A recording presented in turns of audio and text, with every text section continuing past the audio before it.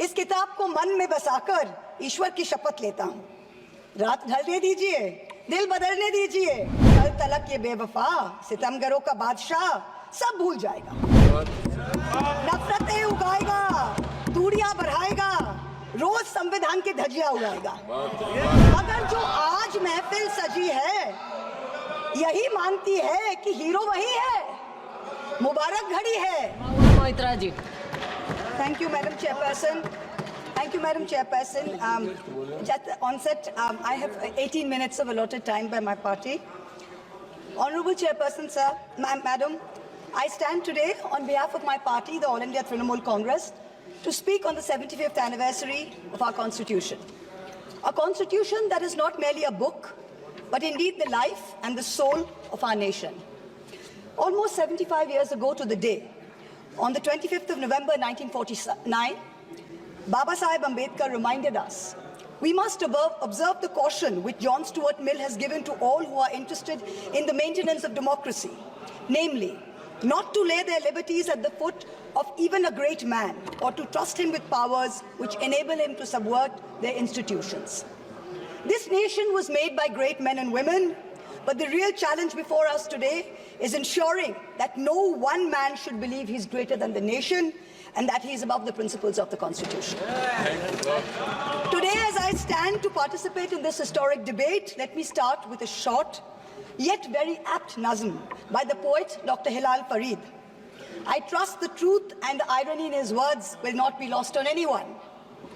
Mubarak ghadi hai, kal sach dhaj kar, makeup rach kar, खूब जच कर देखो उसका मंच पर आना, किताब संविधान की आंखों से लगाना और फरमाना, मैं शीश को झुकाकर इस किताब को मन में बसाकर ईश्वर की शपथ लेता हूँ, रात ढलने दीजिए, दिल बदलने दीजिए, कल तलक ये बेवफा सितमगरों का बादशाह सब भूल जाएगा, नफरतें उगाएगा, दूरियां बढ़ाएगा, रोज संविधान की धज्जियां उड़ाएगा। मगर जो आज महफिल सजी है यही मानती है कि हीरो वही है, मुबारक घड़ी है। For the past 10 years, a very large number of people in this country have felt that संविधान खतरे में है. Our constitution is in danger.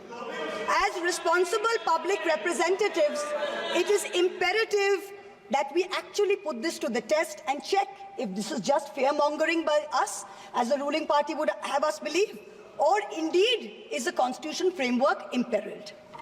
As Professor Tarun Khaitan explains, there are three broad tests to check if the political executive is constitutionally accountable, three checks for the country to remain democratic over time. So let's see how our country is faring on these three checks. The first is direct electoral accountability to the people. The second, there is accountability to the judiciary and other fourth branch institutions. And third, there is accountability rendered by the media and civil society as watchdogs of the citizenry at large. The ruling party has the right to influence policies over a large range of matters. You cannot take away that prerogative, but it cannot usurp power in a way that kills constitutional rights for the rest of us. This government, this ruling party, when confronted with this charge, uses only one defense. What about Mrs. Gandhi's emergency? Yes, that was a full frontal attack on democracy. No question about that. But we saw it for what it was. This government's modus operandi has been indirect and creeping, an incremental systemic assault for the past 10 years. The Modi government has consistently sought to erase the distinction between the party and the state by undermining and capturing all the mechanisms that seek executive accountability. It is killing our constitution by 1,000 cuts. I'm going to point out a few of the particularly bloody cuts. In the first test, democracies seek electoral accountability from the political executive. Measures such as electoral manipulation, voter disenfranchisement, biased campaign finance over time give the ruling party an unfair advantage. Voter disenfranchisement has reached epic proportions in India. In the past general elections, as well as in the recent by-polls in many BJP-ruled states, there were widespread, documented, caught on television cameras, caught on mobile phones, instances of voter suppression, from names missing to electoral rolls, by police used to threaten, beat and intimidate voters. We saw it in Rampur, we saw it in Sambal. Entire localities were being forced to stay home. Another aspect is the largely targeted exclusion of a hated minority by a prejudiced majoritarian state, creating a whole section of second-class citizens whose rights are less equal than others. This government brought in a discriminatory Citizenship Amendment Act that is openly violative of the fundamental right to equality before law. All the BJP state governments are competing with each other in bulldozer justice, demolishing homes, usually of minorities, without due process of law. I had to go to the Supreme Court to get a stay on the unconstitutional order of the UP government, demanding that minorities, that Muslims, put identifying markers on their eateries in shops during the Kawad Yatra. This is blatantly a violative of Article 15. Let us move on to campaign finance now. In 2014, both the BJP and the Congress were held liable for illegally accepting foreign contributions.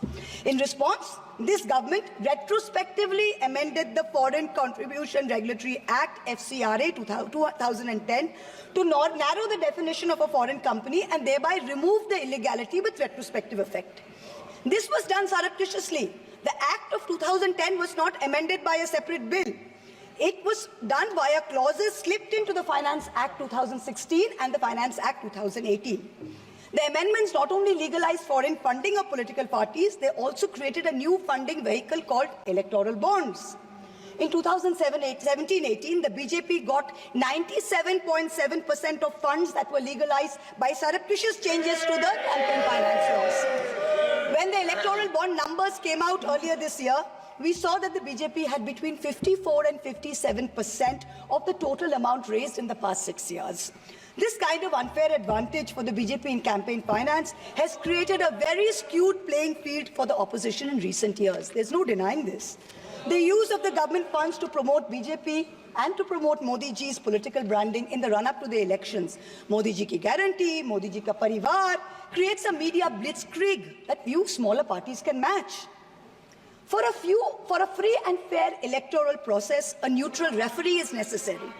So in addition to electoral accountability, our constitution lays down a second check of institutional accountability, where the government is scrutinized by the judiciary and by various fourth branch institutions, such as the Election Commission, the Vigilance Commission, a human rights watchdog, an anti-corruption body. The appointment mechanism of these fourth branch institutions, along with their functional autonomy, is what keeps them independent. What has this government done? This government willfully defied the spirit of the Supreme Court ruling on the Election Commission's independence by replacing the Chief Justice of India on the selection committee with a government-appointed minister. So you have a 2-to-1 majority. Prior to Modi ji becoming Prime Minister, how often did we hear of an election commissioner not filling their full term? So ever since this government is coming, 2 election commissioners have inexplicably quit before their terms have ended. The 2024 elections saw egregious violations of the Model Code of Conduct by the BJP, and specifically by the Prime Minister, which an eager and compliant commission blatantly ignored. But even the smallest violation by an opposition party saw the ECI taking prompt, stringent action. For free and fair elections, just like justice must not only be done, but must also be seen to be done. So public trust and democracy has to be restored by this election commission. We've jokingly started calling it the Modi ji Code of Conduct. Other institutional bodies have been similarly compromised. Appointments to the National Human Rights Commission have been widely criticized, especially of Justice Arun Mishra and others close to the establishment. This is a judge who, while in office, he praised on Modi ji, calling him an international visionary who thought globally and acted locally. And lest the Treasury benches claim this assessment is a biased one, please remember, it is precisely this kind of appointments that have undermined the independence of the NHRC, so much so that the NHRC has lost its UN accreditation. The NHRC can no longer represent India or vote at the UN Council of Human Rights. Allow me to turn to a simple instance of what human rights under the rule of law means, the right to bail.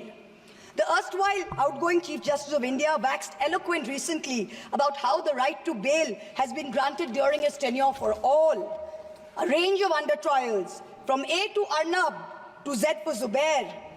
His alphabet, unfortunately, seems abbreviated because it did not include G for Gulfisha Fatima, didn't include H for Hani Babu, didn't include K for Khalid Safi, didn't include S for Sharjul Imam, and U for Umar Khalid, and countless others. The former Chief Justice made it a point to say that the Supreme Court is not meant to act like the political opposition. We in the political opposition don't need the Supreme Court to do our job. We are not asking it to.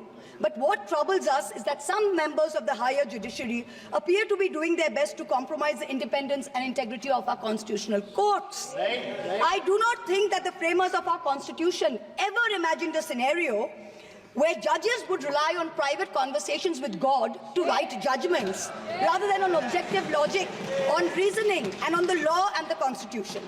The Honourable Defence Minister, in a speech this morning, mentioned the courage of the late Justice H.R. Khanna to dissent in 1976.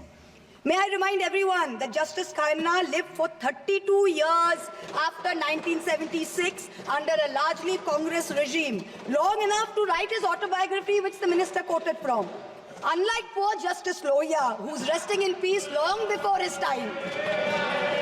Delays in filling vacancies in the Central Information Commission is denying citizens their right to information. Currently, the CIC has only 3 commissioners, including the chief, instead of the mandated 10, and has 22,000 pending appeals filed by people against the denial of information by this government. The third dimension of executive accountability is discursive accountability. Citizens in a democracy expect their government to be able to justify their actions by way of public discourse with civil society. This government on a daily basis is pursuing unconstitutional methods of restricting freedom of the press and freedom of speech.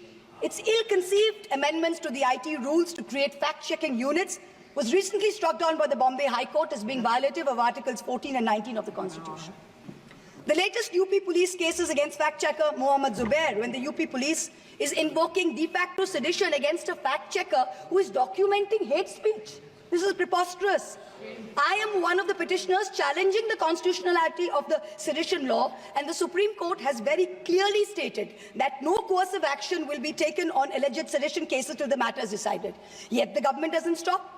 The Bharatiya Nyaya Samhita, which the ruling party brought in last year when most of the parliamentarians were suspended, they said we are dropping sedition, but you also replaced it with a far more draconian Section 152. There's also something else which we all need to think about. The BNS for the first time adds terrorism as a punishable offence and defines it as an act that intends to threaten the unity, integrity and security.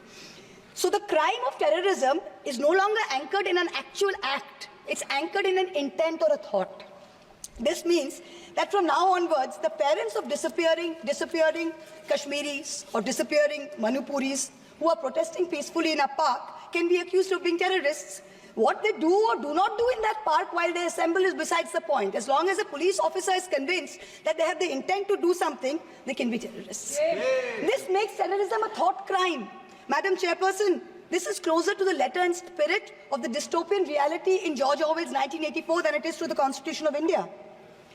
Let me turn to how the policy of 1,000 cuts has damaged our institutions. Institutions like the Enforcement Directorate and the CBI have turned into extortionist departments for the government. 14 political parties approached the Supreme Court against the coercive criminal actions of these two agencies. 95% of cases by these two agencies are against opposition politicians. Since 2014, 25 opposition leaders facing corruption have crossed over to the BJP. 23 of them have got reprieves. 3 cases are closed. 20 cases are stalled. For years, the CBI was used to put pressure on NDTV and its promoters via a bogus case. Now that the channel's been captured, it's been sanitized, CBI says that there was never any case to start with. Airports and large infrastructure have been captured by crony capitalists by similar misuse of the ED and the CBI. In a cooked-up case against me, the CBI is wasting precious time and resources looking for a scarf and lipstick that a friend gifted me. These actions have cost India the first ever human rights violation by the Inter-Parliamentary Union in Geneva, the global body governing all national legislatures. After the abrogation of Article 370, there has been a flagrant crackdown of the constitutional rights of the people of Kashmir. Free speech and movement have been hampered. Passports cancelled without any pending cases. Never heard of it. Manipur, an integral part of the Union of India, seems to have a complete breakdown of constitutional machinery. The failure of governance is stark. The Union government under Article 355 of the Constitution is obligated to assist states in the maintenance of law and order. In May 2024, in the Supreme Court, Solicitor General stood up and said the violence is subsiding. Yet, horrifying incidents are happening every day. I petitioned the Supreme Court in the Manipur violence case. Senior advocate Indira Jaisingh appeared for me. An expert committee was set up. But then after 27 or more hearings, there is no relief, there is no justice yet. Time constraints don't allow a more in-depth analysis, but it is crystal clear that this political executive of the past 10 years has systematically eroded democracy. It failed spectacularly on all three tests of constitutional accountability laid out by Professor Khaitan. Our constitution is bleeding from 1,000 cuts. Samvidhan khatre mein zarur hai. The need of this hour is to ensure that the idea of India survives in its purest form. This burden is heavier on some of us than on others. The judiciary and the media have a far greater responsibility in protecting our constitution than do normal citizens. History will not be kind to you, your lords and ladyships, if you falter. To every Chief Justice of India, past and present, I say this: yours is not to worry about your personal legacy. Yours is not to take directions from God. Yours is not to have a private family function turned into a televised circus with a political executive. The Constitution is your only God. The Constitution should be the only Atithi who should be in your home as your Deva. Attention-seeking divas do not leave legacies. Upholders and protectors of our basic sovereign rights will only be remembered. To the media, I say, you play a huge role in guaranteeing our democracy's survival. Live up to it. To taking a few liberties with Faiz Ahmed Faiz's immortal words, let me tell you. सब ताज उछाले जाएंगे, सब तख्त गिराए जाएंगे, बस नाम रहेगा संविधान का. In conclusion, I pay homage to the 17 women of India's Constituent Assembly who laid the path for all of us like me to stand here today. And I would like to remind us of Vijayalakshmi Pandit's words. Freedom is not for the timid. Protecting our constitution in these harrowing times requires courage. Let us rise to it. We will succeed. Jai Hind.